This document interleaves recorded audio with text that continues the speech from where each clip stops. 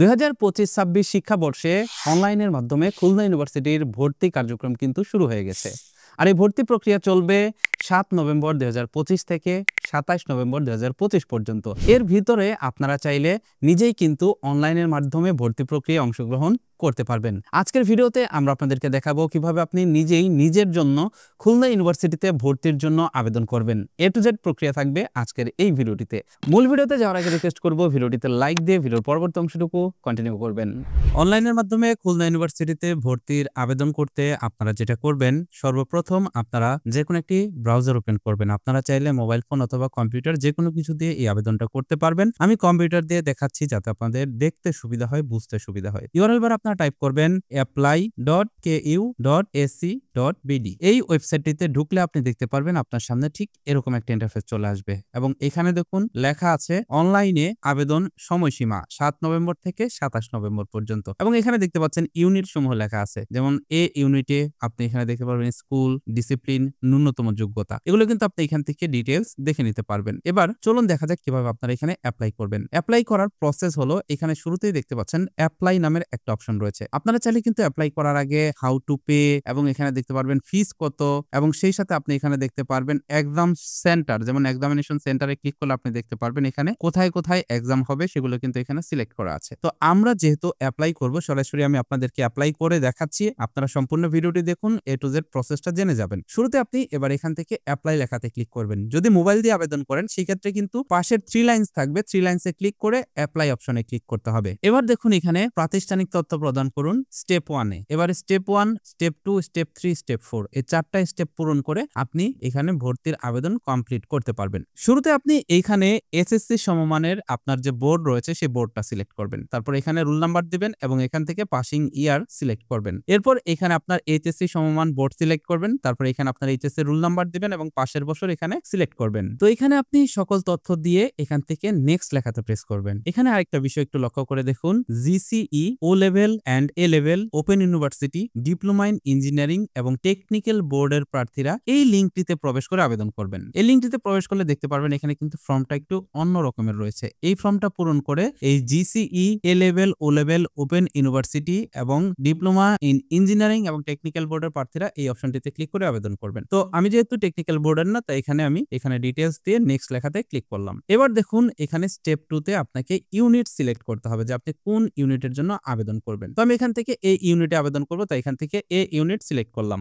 নেক্সটে প্রেস করলে দেখতে পারবেন আপনাকে স্টেপ 2 তে নিয়ে আসবে এবং এখানে দেখতে পারবেন আপনি কোন কোন ইউনিটে আবেদন করতে পারবেন এবং তার নিচে দেখতে পারবেন এখানে আপনার এক্সাম, এসএসসি রুল, রেজিস্ট্রেশন এবং রেজাল্ট সকল কিছু এখানে কিন্তু দেখাবে। এবার আপনি জাস্ট এখান থেকে নেক্সট লেখাতে ক্লিক করবেন। নেক্সট লেখাতে ক্লিক করলে আপনি দেখতে পারবেন এখানে আবেদনকারীর ইমেল অ্যাড্রেস, শুরুতে এখানে আবেদনকারীর ইমেল অ্যাড্রেস দিতে বলবে। তারপর এখানে আবেদনকারীর মোবাইল নাম্বার, এখানে আবেদনকারীর মোবাইল নাম্বার দিতে হবে। আবেদনকারীর মোবাইল নাম্বারটি পুনরায় টাইপ করুন, তার মানে যার জন্য আবেদন করছেন বা আবেদনকারী যে তার মোবাইল নাম্বারটি এখানে আবারও টাইপ করতে হবে এবং এখানে দেখতে পাচ্ছেন প্রোফাইল লগইন করার জন্য একটি পাসওয়ার্ড দিন। এখানে 4 অক্ষরের একটা পাসওয়ার্ড দিবেন এবং এখানে দেখতে পাচ্ছেন আবেদনকারীর 300x300 পিক্সেলের একটা ছবি এখানে আপলোড করতে বলা হচ্ছে। তারপরে দেখুন এখানে বলা হয়েছে কোন ভার্সনে পরীক্ষা দিতে আগ্রহী। এখানে বাংলা ভার্সন থাকলে বাংলা দিবেন, ইংরেজি ভার্সন থাকলে ইংরেজি দিবেন। যদি কোনো কোটা থাকে তাহলে এখান থেকে কোটা সিলেক্ট করবেন। এবার আপনি নিচে দেখতে পাচ্ছেন অভিভাবকের নাম, এখানে পিতার অবর্তমানে যদি কেউ থাকে তাহলে সেটা এখানে লিখে দিবেন এবং এখানে স্থানীয় অভিভাবকের নাম, স্থানীয় অভিভাবকের সাথে সম্পর্ক, স্থানীয় অভিভাবকের ঠিকানা, স্থানীয় অভিভাবকের মোবাইল নাম্বার, স্থায়ী ঠিকানা, বর্তমান ঠিকানা এবং এখান থেকে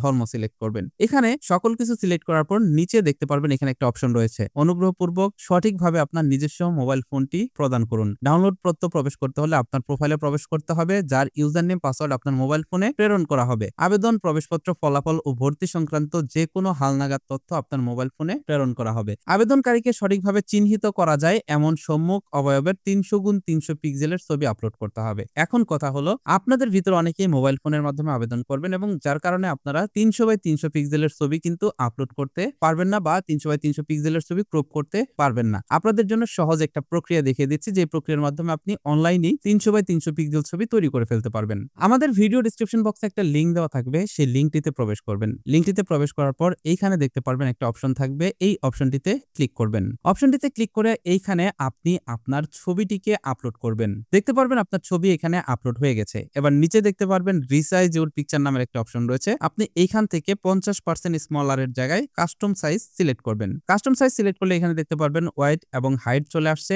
এখান থেকে আপনি ওয়েটের জায়গায় দিবেন 300 এবং হাইটের জায়গায় দিবেন 300। এবার নিচের দিকে স্ক্রল ডাউন করবেন। নিচের দিকে স্ক্রল ডাউন করলে এখানে দেখতে পারবেন I am done resize my picture, এটাতে ক্লিক করবেন। অবশ্যই কিন্তু যেই ছবিটা আপনি এখানে রিসাইজ করবেন সেটা কিন্তু পাসপোর্ট আকারের ছবি থাকতে হবে এবং ব্যাকগ্রাউন্ড পাসপোর্ট আকারের পাসপোর্ট সাইজের যে ছবি থাকে সেরকম ব্যাকগ্রাউন্ডের থাকতে হবে এবং সেই ছবিটিকে আপনি এখানে কিন্তু খুব সহজেই রিসাইজ করতে পারবেন। যখন আপনি আই এম ডান এই লেখাটিতে ক্লিক করবেন আপনার সামনে এরকম ইনফরমেশন চলে আসবে। আপনি সেভ টু ডেস্ক বা এখান থেকে ভিউ ইমেজে ক্লিক করে আপনি কিন্তু ছবিটিকে ডাউনলোড করে নিতে পারবেন। যেমন দেখুন আমার ছবিটি এখানে ডাউনলোড হয়ে গেছে। তো এবার এখানে দেখুন আবেদনকারীর ছবি, এই অপশনটিতে ক্লিক করলাম এবং আমি আমার কম্পিউটার থেকে ছবিটিকে সিলেক্ট করে দিলাম। দেখতে পাচ্ছেন ছবিটি কিন্তু এখানে চলে আসছে। তো যদি আপনার ছবিটি 300x300 পিক্সেলের না হয় তাহলে কিন্তু এখানে ছবিটি আসবে না। তো এখানে আমি সকল তথ্য দিয়ে দিলাম। সকল তথ্য দিয়ে দেওয়ার পর আপনি এখান থেকে নেক্সট লেখাতে ক্লিক করবেন। নেক্সটে ক্লিক করলে আপনাকে পরবর্তী স্টেপে নিয়ে আসবে। এবার দেখতে পাচ্ছেন দয়া করে আপনার তথ্য যাচাই করুন, প্রয়োজনে ব্যাক বাটনে ক্লিক করে তথ্য পরিবর্তন করুন এবং সবকিছু ঠিকঠাক থাকলে সাবমিট ইউর অ্যাপ্লিকেশন বাটনে ক্লিক করে আপনার মোবাইলের মেসেজ অপশন এবং ইমেল যদি থাকে ইউজার নেম ও পাসওয়ার্ড সংগ্রহ করুন। তো এবার দেখুন এখানে আপনি এতক্ষণ পর্যন্ত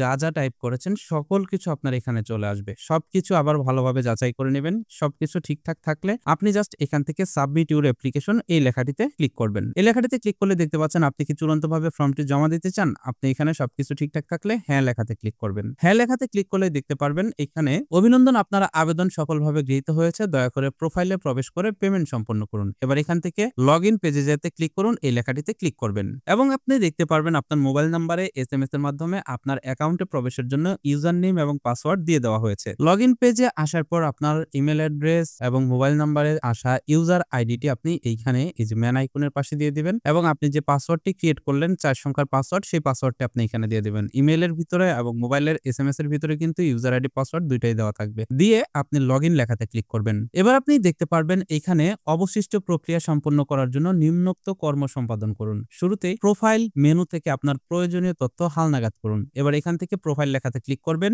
এবং প্রোফাইল অপশন থেকে দেখে নেবেন সকল তথ্য ঠিকঠাক আছে কিনা। যদি না থাকে তাহলে এখান থেকে সংশোধন করে আপডেট লেখাতে ক্লিক করে আপনি কিন্তু আপডেট করে নিতে পারবেন এবং এখান থেকে দেখতে পাচ্ছেন অ্যাপ্লিকেশন মেনু থেকে আপনার আবেদনকৃত ইউনিট সমূহ যাচাই করুন। এবার এখান থেকে অ্যাপ্লিকেশন লেখাটিতে ক্লিক করবেন। যদি প্রোফাইল ঠিক থাকে অ্যাপ্লিকেশন লেখাটিতে ক্লিক করবেন। এবার এখানে দেখতে পারবেন ইউনিট সমূহ আপনার সামনে চলে আসবে। তো এখান থেকে আপনি যেই ইউনিটে আবেদন করবেন এখানে সেই ইউনিটের পাশে অ্যাপ্লাই লেখাতে ক্লিক করবেন। তার আগে পরীক্ষার কেন্দ্র সিলেক্ট করে দিবেন। তো এখান থেকে সেন্টার দেখতে পাচ্ছেন খুলনা, ঢাকা, রাজশাহী, চট্টগ্রাম। তো এখান থেকে আমি ঢাকাতে পরীক্ষা দেবো তাই ঢাকা সেন্টার সিলেক্ট করলাম। এবার এখান থেকে অ্যাপ্লাই লেখাতে ক্লিক করবেন। সেন্টার সিলেক্ট করার পর জাস্ট অ্যাপ্লাই লেখাতে ক্লিক করবেন। অ্যাপ্লাই লেখাতে ক্লিক করলে আপনি দেখতে পারবেন এইখানে এই যে দেখতে পাচ্ছেন সেন্টার ঢাকা এবং আপনি যদি এখানে অন্যান্য ইউনিটে যদি আবেদন করতে চান তাহলে সেখান থেকে জাস্ট এখানে এই যে অপশন দেখতে পাচ্ছেন এখান থেকে সেন্টার সিলেক্ট করে অ্যাপ্লাই লেখাতে ক্লিক করবেন। অ্যাপ্লাই লেখাতে ক্লিক করলেই দেখতে পারবেন আপনার সেই ইউনিটে এখানে আবেদন হয়ে যাবে। এবার আপনি এখানে দেখতে পারবেন অ্যাপ্লিকেশন পেমেন্ট নামের একটা অপশন রয়েছে। আপনি এখানে অ্যাপ্লাই অপশনে ক্লিক করলে আপডেট সেন্টার লেখা চলে আসবে। এখানে যদি আপডেট সেন্টার লেখা চলে আসে তাহলে বুঝতে পারবেন যে এই ইউনিটটি সিলেক্ট হয়ে গেছে। এবার আপনি এখান থেকে অ্যাপ্লিকেশন পেমেন্ট এই লেখাটিতে ক্লিক করবেন। এটাতে ক্লিক করলে আপনি দেখতে পারবেন এখানে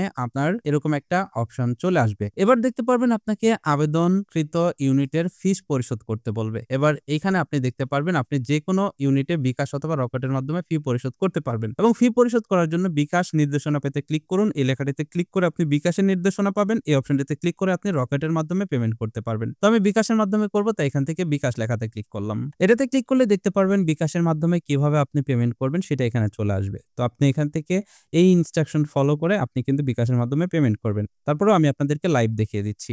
আপনি আপনার বিকাশ অ্যাপ্লিকেশনটিতে ঢুকবেন, ঢোকার পর এডুকেশন ফিতে প্রবেশ করবেন। তারপর এখানে আপনি লিখবেন খুলনা ইউনিভার্সিটি। এখানে খুলনা লিখলেই দেখতে পারবেন খুলনা ইউনিভার্সিটি অ্যাডমিশন চলে আসছে। আপনি এই লেখাটিতে ক্লিক করবেন। এবার এখানে বিল নাম্বার দিবেন। আপনি দেখতে পাচ্ছেন স্ক্রিনের ভিতরেই কিন্তু এখানে বিল নাম্বারটা চলে আসছে। এবার এখান থেকে এই বিল নাম্বারটা আপনি টাইপ করে দেবেন। প্রথমে এটা টাইপ করে 1300 টাকা পেমেন্ট করবেন। তারপরে এখানে দেখতে পাচ্ছেন রিকোয়ার্ড ফর আর্কিটেকচার অ্যাপ্লিকেন্টস। যদি আর্কিটেকচারের জন্য যদি আপনি অ্যাপ্লাই করেন তাহলে এই অপশনটিতেও আপনাকে কিন্তু পেমেন্ট করতে হবে। তো দেখতে পাচ্ছেন আমি এখানে বিল নং টাইপ দিয়েছি। এবার এখান থেকে পে করতে এগিয়ে যান, এই লেখাটিতে ক্লিক করবেন। এবার দেখতে পারবেন এখানে আপনার নাম চলে আসছে এবং দেখতে পাচ্ছেন অ্যামাউন্ট চলে আসছে। পরের ধাপে যেতে ট্যাপ করুন, এই লেখাটিতে ক্লিক করবেন। এবার আপনি বিকাশের পিন নাম্বার দিয়ে জাস্ট ট্যাপ করে ধরে রাখবেন।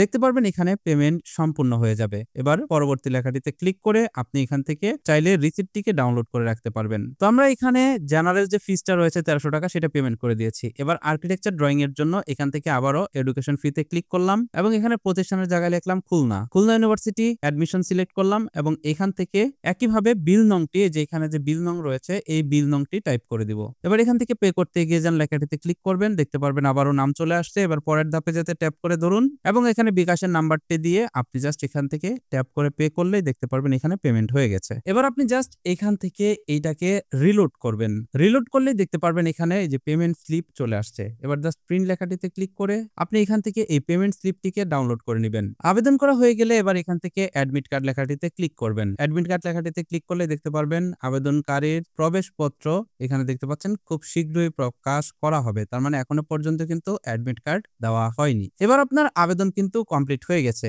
আপনি চাইলে এখান থেকে অ্যাপ্লিকেশন লেখাটিতে ক্লিক করে আবারও দেখতে পারবেন আপনি কোন ইউনিটে আবেদন করেছেন এবং আপনি চাইলে অন্যান্য ইউনিট যদি অ্যাপ্লাই করতে চান সেটাও করতে পারবেন এবং চাইলে এখান থেকে আপনি এক্সাম সেন্টারও কিন্তু আপডেট করতে পারবেন। প্রোফাইলে ক্লিক করে একইভাবে আপনি এখান থেকে প্রোফাইলের যে কোনো তথ্য পরিবর্তন করতে পারবেন। তো এটাই হলো খুলনা ইউনিভার্সিটির আবেদন প্রক্রিয়া। তো এটাই ছিল আজকের ভিডিও। আশা করছি এই ভিডিওটি দেখে খুলনা ইউনিভার্সিটিতে ভর্তির জন্য নিজের জন্য আবেদন করে ফেলতে পারবেন। ভিডিওটি কেমন লাগলো কমেন্ট করে জানাবেন। সেই সাথে এই ভিডিওটি দেখে আপনাদের ভিতরে কে কে অনলাইনের মাধ্যমে খুলনা ইউনিভার্সিটিতে ভর্তির জন্য আবেদন করেছে সেটা কমেন্ট করে জানিয়ে যাবেন। আর ভিডিওটি ভালো লাগলে বন্ধুদের মাঝে শেয়ার করবেন।